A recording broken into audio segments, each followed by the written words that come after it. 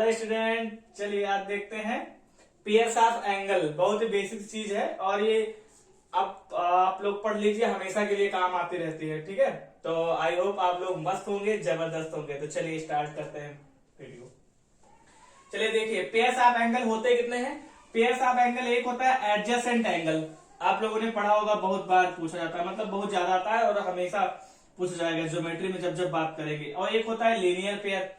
फिर क्या होता है वर्टिकली अपोजिट एंगल। फिर होता है कॉम्प्लीमेंट्री एंगल और फिर होता है सप्लीमेंट्री एंगल। तो ये सारी चीजें बेसिक चीजें हैं, हर एक क्वेश्चन में कहीं ना कहीं ज्योमेट्री में जब पढ़ोगे तो पूछे जाएंगे। तो आज आपको ये समझना होगा, हमारे साथ आप समझिए। देखिए, कोशिश करते हैं आपको समझाने की, और हो सकता है आपको समझा के ही छोड़ेंगे। तो चलिए बस वीडियो को लास्ट तक देखिए, सारी चीज समझ में आएगी। और फिर भी अगर कोई चीज समझ में नहीं आ रही तो कमेंट करिएगा। तो चलिए ज्यादा बात नहीं करते हैं, सीधे सीधे एडजेसेंट एंगल की बात करते हैं कि कौन से एंगल एडजेसेंट एंगल होंगे। तो इनको रफ कर देते हैं और सिर्फ लिखते हैं एडजेसेंट एंगल।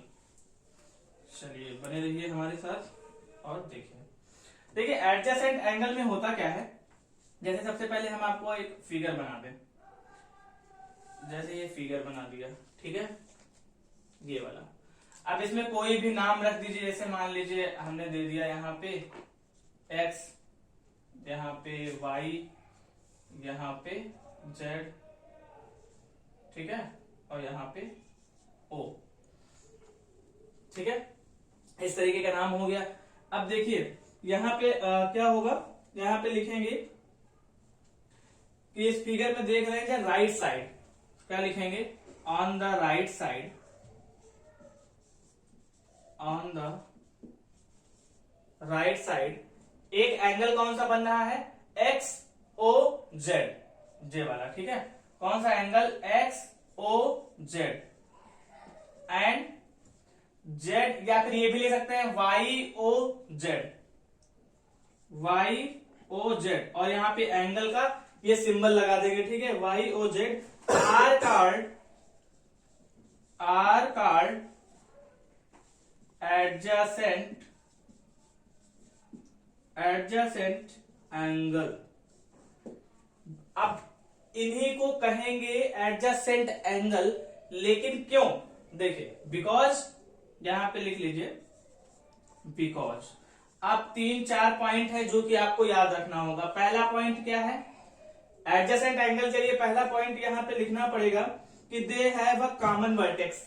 इनके पास क्या होना चाहिए, कॉमन वर्टेक्स होनी चाहिए, ठीक है। ये पहला पॉइंट है, कॉमन वर्टेक्स होना चाहिए।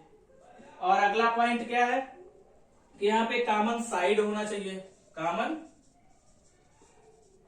साइड होना चाहिए। इसके बाद में है opposite side of the common arm, opposite side of common arm, ठीक है। इसके साथ साथ आपको इन 3 चीजों पे ध्यान देना होगा, ठीक है। 3 चीजों का ध्यान देने का मतलब, जैसे कि आप देख रहे हैं, अब देखिए वर्टेक्स किसे कहते हैं, तो जहां पे 2 आर्म, जैसे ये आर्म और ये आर्म जहां पे मीट करती, जहां पे मिलती हैं, उसी को कहते हैं वर्टेक्स। यहाँ पे अगर आज जिन बच्चों को नहीं पता है वहां पे हम लिखे दे रहे हैं, इसको बोलते हैं वर्टेक्स। तो देखिए इस एंगल का एक ये एंगल बन रहा है, एक ये एंगल, तो इनका जो वर्टेक्स है वो तो कॉमन ही है, वो सेम है, ठीक है, वही रहेगा, तो ये होना चाहिए। सेकंड बात, कॉमन साइड। देखिए ये वाली साइड जो है, कॉमन साइड को क्या बोलेंगे, ओ जेड, चाहे यहाँ पे लिख लीजिए कौन से हमने लिए, ओ जेड। तो यहाँ पे ओ जेड क्या है, इसमें भी कॉमन है। अगर ये वाला एंगल बना रहे हैं तब भी ये ले रहे हैं ओ जेड, और ये वाला बना रहे हैं तब भी हम ओ जेड ले रहे हैं, तो दोनों में कॉमन है ना। फिर क्या है, opposite side of common arm, और अपोजिट साइड देखेंगे, ठीक है, तब भी इसमें क्या है, कॉमन आर्म है। तो ये 3 चीजों का ध्यान देना होगा। आप अगर बस इतनी चीजें ध्यान दीजिए, फिर अभी क्वेश्चन करवाएंगे, ठीक है। तो अब इसके बाद में अगला नेक्स्ट लीनियर पेयर देखेंगे। देखिए लीनियर पेयर, अब देखिए लीनियर पेयर क्या होता है। तो लीनियर पेयर में क्या होते हैं, ये 2 एडजेसेंट एंगल ही होते हैं जो फॉर्म करते हैं लीनियर पेयर। 2 एडजेसेंट, जैसे अभी बनाया था इसके पहले, तो वही एडजेसेंट मिलके क्या बनाते हैं, लीनियर पेयर। इफ, लेकिन क्या होता है, अगर नॉन कॉमन आर्म्स हो स्ट्रेट लाइन पे, कॉमन आर्म्स कहां पे हो, स्ट्रेट लाइन पे हो, ठीक है। और फिर देखिए जैसे हम आपको बताते हैं। ये देखिए, जैसे मान लीजिए ये एक मैंने बना दिया, ठीक है, स्ट्रेट लाइन बना दी। अब इस पे एक एंगल बना दे, ठीक है, एक ये एंगल बन जाएगा, एक इधर बन जाएगा। यहाँ पे नाम दे दीजिए, जैसे ए बी सी, इस तरीके से, ठीक है, यहाँ पे ओ। अब देखिए यहाँ पे क्या कह रहा है, फ्रॉम अ स्ट्रेट लाइन, तो ये एक स्ट्रेट लाइन है, ठीक है। अब स्ट्रेट लाइन पे दो एंगल्स यहाँ पे एडजेसेंट की तरह ही फॉर्म हो रहे हैं। तो यहाँ पे पहला पॉइंट आपको याद रखना है कि on the right side linear pair, right side पे लीनियर पेयर बनेगा, और the sum of the angle in a linear pair is equal to 180 degree. जैसा कि आपने पहले ही पढ़ा होगा कि जैसे कोई भी स्ट्रेट लाइन है, ये एंगल जो होता है यहाँ पे, ठीक है, तो ये कितने का बनता है, 180। ये 180 स्ट्रेट लाइन है, तो 180 डिग्री पे ही होगा, और उसी में पार्टीशन एक तरीके से कर दिया जाता है। भाई है तो 180 डिग्री का पार्ट ही, दो पार्ट है, इसीलिए तो चाहे तो आप ये याद रखें, चाहे तो आप ऐसे भी याद रख सकते हैं, थोड़ा सा दिमाग लगाएंगे। 180 डिग्री में दो पार्ट किए गए हैं, तो ये दोनों एंगल जो पेयर बनेंगे वो होंगे 180 के ही बराबर होंगे, ठीक है। अब यहाँ पे जैसे हम लिखने क्या लिख सकते हैं, यहाँ पे ऐसे लिख सकते हैं, देखिए एक क्या है, B O A, angle B O A, ठीक है। फिर क्या है, C O A plus angle C O A is equal to 180 degree. ये आपको याद रखना है, क्योंकि इसी बेस पे क्वेश्चन आएंगे।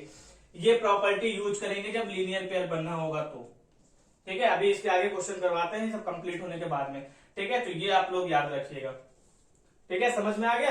अब चलो, अब नेक्स्ट पेयर पे चलते हैं, वर्टिकली अपोजिट एंगल पे।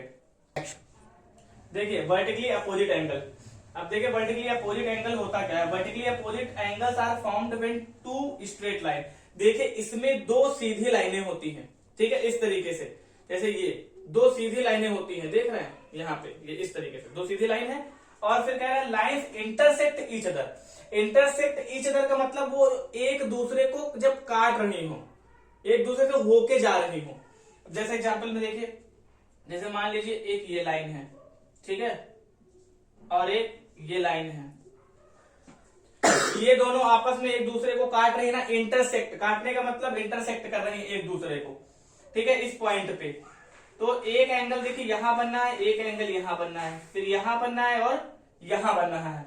तो इसका नाम देते हैं, चलिए जो मन करे, ए और ओ बी सी डी, ठीक है।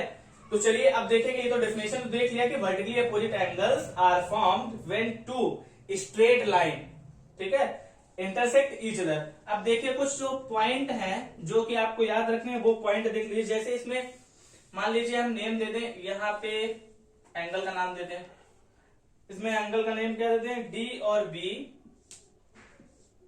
ए और सी।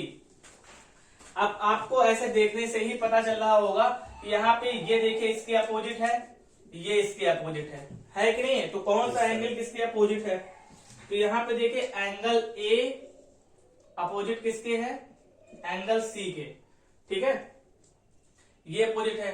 और फिर एंगल डी अपोजिट किसके है बेटा, एंगल बी के। यस सर, है कि नहीं है। अब देखिए यहाँ पे अपोजिट है, ठीक है। एक चीज और देखिए, आपको एक चीज और दिखाते हैं। अगर यहाँ पे हम लिख दें इज इक्वल टू 180 डिग्री और यहाँ पे लिख दें 180 डिग्री, तो आप कहेंगे कैसे, देखो अभी इसके पहले मैंने क्या पढ़ाया था, इसके पहले मैंने क्या पढ़ाया था, जल्दी बताओ, इसके पहले लीनियर पेयर। अब देखिए इसमें दो लीनियर पेयर भी बन रहे हैं, कैसे देखेंगे, देखिए अगर हम यहाँ इतने पे हाथ रख ले, ठीक है, तो ये वाला पेयर देखिए, ये एक स्ट्रेट लाइन है, स्ट्रेट लाइन पे जो डी और सी है ये लीनियर पेयर बन रहा है, बन रहा है कि नहीं बनना है। तो ये किसके बराबर हो जाएगा, 180 के बराबर हो जाएगा। अरे सॉरी बेटा, थोड़ा सा गलत हो गया। एंगल ए यहाँ पे इस पे हाथ रखेंगे, ठीक है, तो कौन कौन सा बनेगा, डी और सी, ठीक है। यस सर, फिर से पॉइंट लिख देते हैं, सॉरी बेटा। एंगल डी और प्लस एंगल सी किसके बराबर हो जाएंगे, एक्शन। देखिए अब क्या देखेंगे, अब अगर हम यहाँ पे ऐसे करके देख लें इस तरीके से, ठीक है। ये वाली अगर हम लाइन देखें तो यहाँ पे हमको क्या दिख रहा है, ए और बी ना, ये एक 180 डिग्री हो जाएगा, ठीक है। इस पे तो ये ए और बी भी क्या हो जाएगा, लीनियर पेयर हो जाएगा। Angle A plus angle B ये हमारा क्या हो जाएगा 180 डिग्री। तो यहाँ पे हम लिख देंगे ये भी लीनियर पेयर हो गया और ये भी लीनियर पेयर हो गया। तो ये 2 पॉइंट आपको याद रखने हैं। फिर इसके बाद में अगला पॉइंट क्या है, एंगल ए प्लस बी, कौन सा, ए प्लस बी, ठीक है। Yes sir. Angle A plus angle B बराबर, ये इक्वल होगा किसके, angle A plus B angle B plus C, angle B plus C, ठीक है।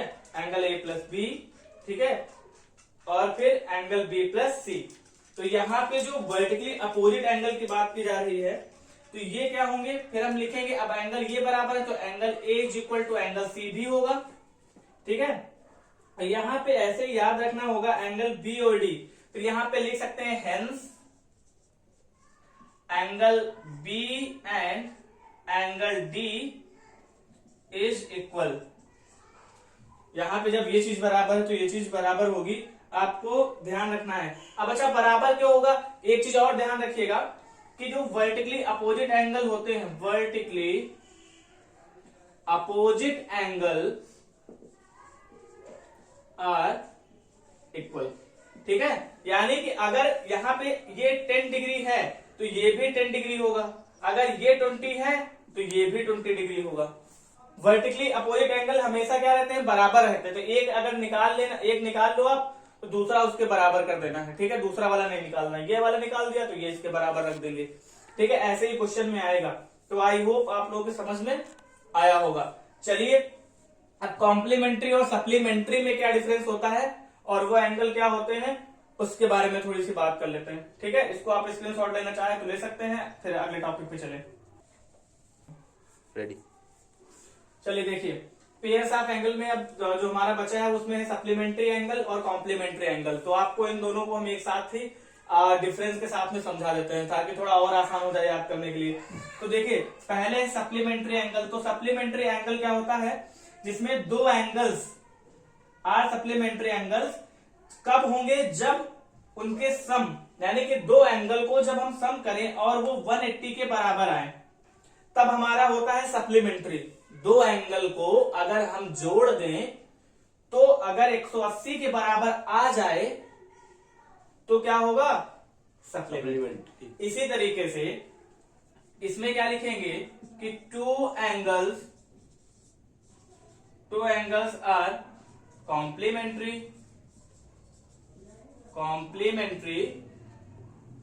एंगल